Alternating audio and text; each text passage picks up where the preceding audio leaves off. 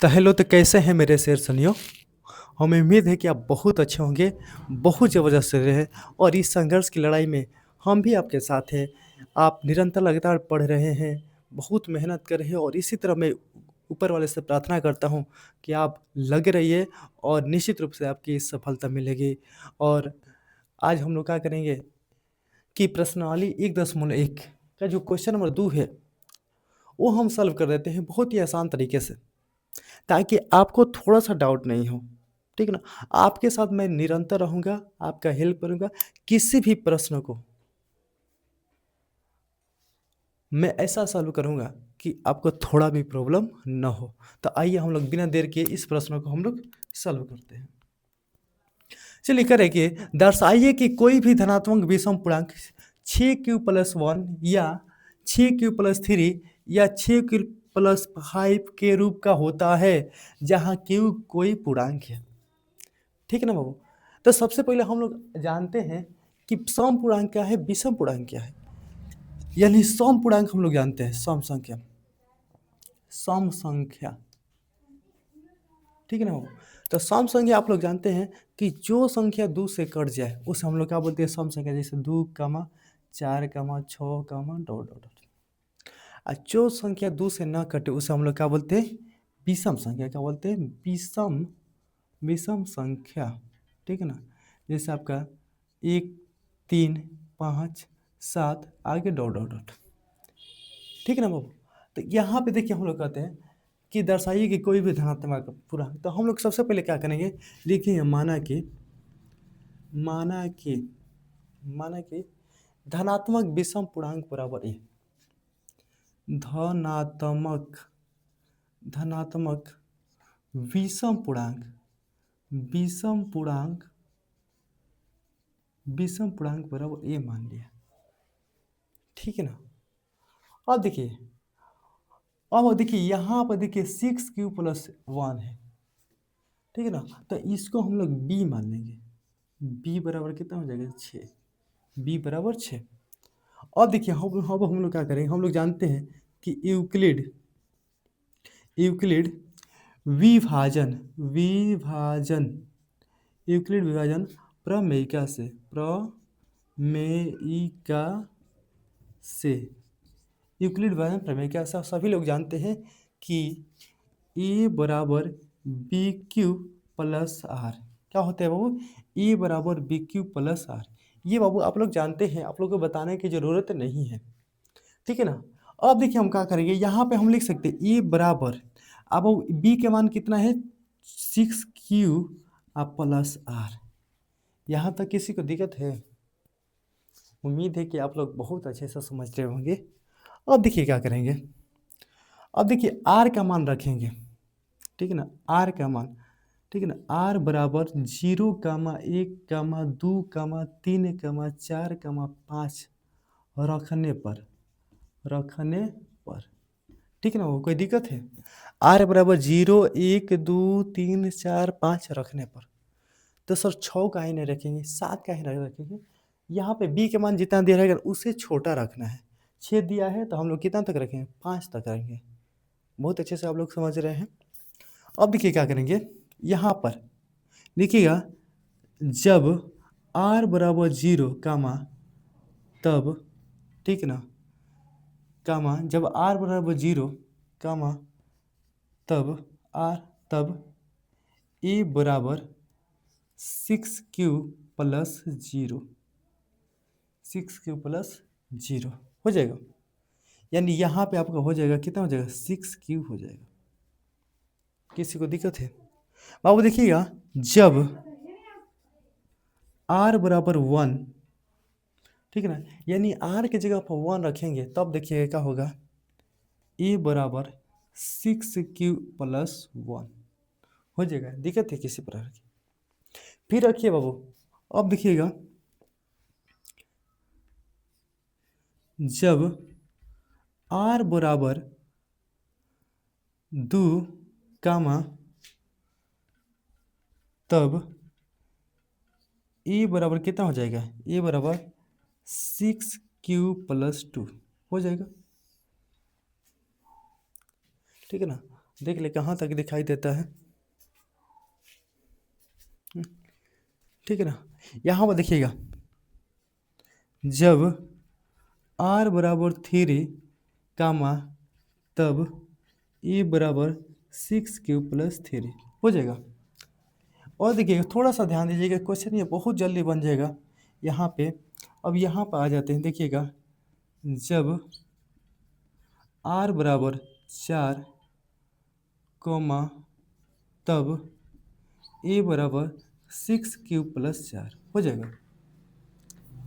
अब लास्ट देखिएगा, जब r बराबर 5 कमा तब a बराबर 6 क्यूब + 5 हो जाएगा।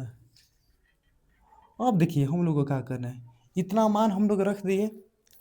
अब हम करेंगे कि हम लोग को क्या करना है कि कोई भी धनात्मक विषम पूर्णांक का रूप का होगा तो चुनिए इसमें विषम कौन कौन है। ठीक ना। तो एगो आपका ये आपको विषम दिखाई दे रहा है, एगो ये वाला, फिर आपको देखिएगा ये एगो ये वाला आपको विषम दिखाई दे रहा है। ठीक है ना। और फिर देखिए, ठीक है ना, और एगो आपको ये विषम दिखाई दे रहा है। ठीक है ना। तो हम लोग को विषम ना चाहिए, आपको देखिएगा ये वाला, ठीक है, यहाँ पर देखिए ये वाला और ये वाला और ये वाला, तो लिखेंगे अतः कोई भी धनात्मक विषम पूर्णांक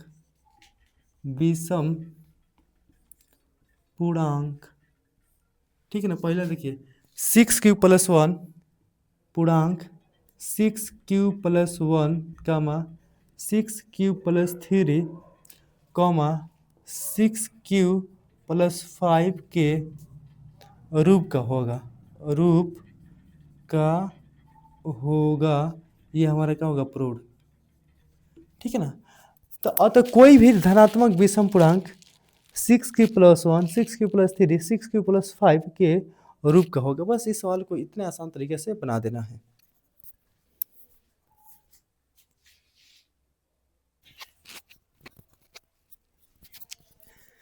चलिए वो अगले सवाल की तरफ चलते हैं, 3 नंबर सवाल पर, जो कि बहुत ही बढ़िया सवाल है। ध्यान से देखिएगा, इसको बहुत ही आसानी से हम लोग बना लेंगे। ठीक है ना। तो देखिए कह रहे कि किसी परेड में 616 सदस्यों वाली एक सेना आर्मी की टुकड़ी को 32 सदस्यों वाले एक आर्मी बैंड के पीछे मार्च करता है। ठीक है ना।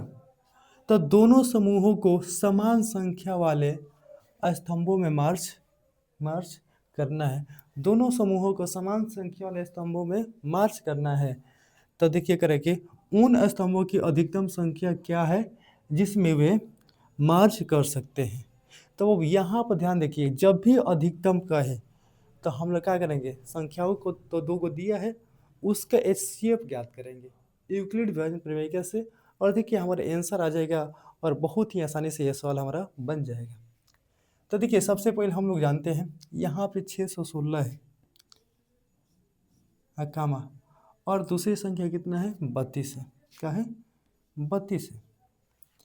तो देखिए हम लोग क्या करते हैं, 12 वालों को मान लेते हैं ए बराबर 616, ठीक है ना।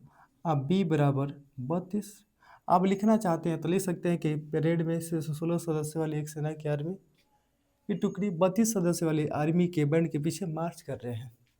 तो कहिएगा ना कि सर ये सब छोड़ दिए, तो लिखने वाला प्रश्न आप लिख सकते हैं, आप ये से बना लीजिए।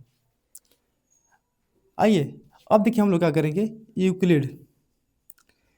यूक्लिड विभाजन प्रमेयिका से, यूक्लिड विभाजन प्रमेयिका से हम लोग जानते हैं क्या होता है बाबू, E बराबर BQ + R। ठीक है ना, यही नहीं होता है फार्मूला, यूक्लिड विभाजन प्रमेयिका से फार्मूला यही नहीं होता है, A बराबर BQ + R। तो यहाँ पर देखिए एक के मान लिख दीजिएगा 616 बराबर B का मान 32 गुणे Q + R, अब क्यू आर का मान हमको क्या करना है, निकालना है। तो हम क्या करेंगे, छोटे से बड़का में भाग देंगे, यानी 32 में 616, 32 से 616 में भाग देंगे। तो 32 से भाग दीजिए 616, 616, ठीक है ना। तो देखिए 32 एकम 32, तो 11 में से 2 गया 9, आइए 5 में से 3 गया 2, 29 आ गया, ये आपका 6 हो जाएगा। अब देखिए कटाएंगे, 6 उतार दिए, अब कटाएंगे 9 बार में। तो 9 दूना 18 के 8 और 9 3 27, 27 1 28। अब देखिए 16 में से 8 के 8 और यहाँ पे कट जाएगा 8 8, यानी हम लोग को आ गया 616 बराबर 32 गुणे क्यू का मान कितना गया, तो इसको बोलते हैं क्यू। क्या बोलते हैं, क्यू। 19 अब प्लस आर का मान कितना है, 8। यहाँ तक कंप्लीट हो गया। अब देखिए अब इसको छोड़ देंगे, इसको छोड़ देंगे, ठीक है ना। अब लिखेंगे, अब लिखना है हमको इसको, ठीक है ना। तो फिर लिखेंगे 32 बराबर 8 गुण, फिर क्यू का मान लिखना है, क्यू और प्लस आर का मान लिखना है। तो फिर हम देखिए अब भागा देंगे 8 में 32 से, 8 में 32 से। तो देखिए 8 में 8 से दीजिएगा, 8 से 32 में भागा दीजिएगा, तो 800 के 32, ये दोनों आपका कट गया, शेषफल आपका क्या हो गया, 0। शेषफल आपका क्या हो गया, 0। तो अब लिखेंगे, देखिएगा 32 बराबर 8 गुणे क्यू का मान क्या आ गया, क्यू का मान देखिए यहाँ पे 4 आप प्लस शेषफल आपका क्या आ गया, 0। शेषफल आपका क्या आ गया, 0, 0 आ गया। अब 0 आ गया तो आगे नहीं बढ़ेंगे, और जो यहाँ पे आएगा वही हमारा क्या आ जाएगा, आंसर हो जाएगा। तो बोलेंगे, लिखेंगे HCF 616, 32 बराबर 8 स्तंभ, ठीक है ना। ये हमारा क्या हो जाएगा, आंसर हो जाएगा, ठीक है ना। बढ़िया से समझ में आया होगा आप लोग को, उम्मीद है। आगे चलते हैं।